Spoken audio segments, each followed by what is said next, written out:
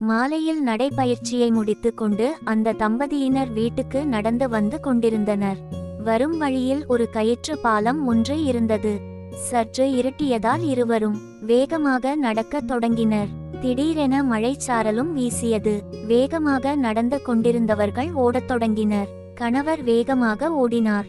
கயிற்று பாலத்தை கணவன் கடந்து முடிக்கும் போதுதான் மனைவி பாலத்தினை வந்தடைந்தார். மழைச்சாரலோடு கும்மிருட்டும் சேர்ந்து வந்ததால் மனைவி பாலத்தை கடக்க பயப்பட்டாள்.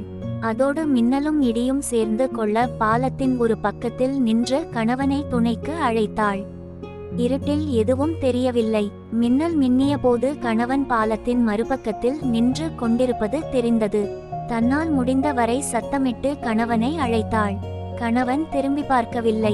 அவளுக்கு அழுகையாய் வந்தது. இப்படி பயந்து அழைக்கிறேன், என்ன மனிதர் இவர் திரும்பி கூட பார்க்கவில்லையே என மிகவும் வருந்தினாள். மிகவும் பயந்து கொண்டே கண்களை மூடிக்கொண்டு கடவுளிடம் பாரத்தை போட்டு மெல்ல மெல்ல பாலத்தை கடந்தாள். பாலத்தை கடக்கும் போது இப்படி ஒரு இக்கட்டான நிலைமையில் கூட உதவி செய்யாத கணவனை நினைத்து வருந்தினாள். ஒரு வழியாக பாலத்தை கடந்துவிட்டாள். கணவரை கோபத்தோடு பார்க்கிறாள்.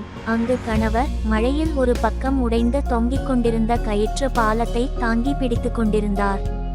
சில சமயம் கணவர் குடும்பத்திற்கு எதுவும் செய்யாமல் மௌனமாக இருப்பதாக தோன்றும். ஆனால் உண்மையிலேயே அவர் தன் குடும்பத்தை தாங்கி பிடித்து கொண்டுதான் இருப்பார். தூரத்தில் பார்க்கும்போது அன்பு இல்லாதவர் போல இருந்தாலும் அருகில் சென்று பார்க்கும் போதுதான் அவரின் அன்பு தெரியவரும். வாழ்க்கை ஒரு விசித்திரமான விந்தை.